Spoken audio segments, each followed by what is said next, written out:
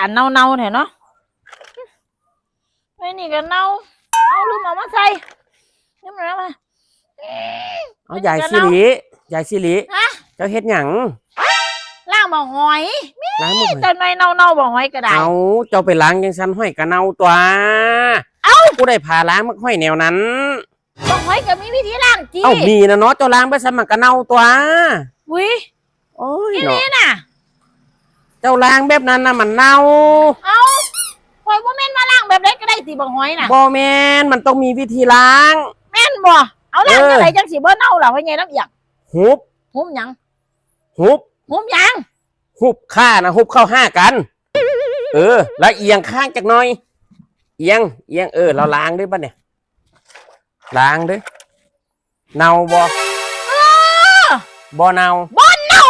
จะเป็ดกลางข้าอยู่ฉันมันก็เน่าตัวกลางข้าล่ะบ่หอยว่าได้ติพ่อใหญ่เน่า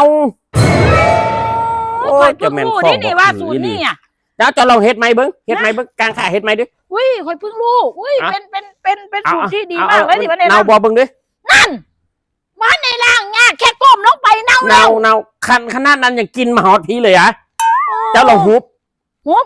แล้วเอียงข้างจักหน่อยเบิ้งป่ะเนี่ยเน่าบ่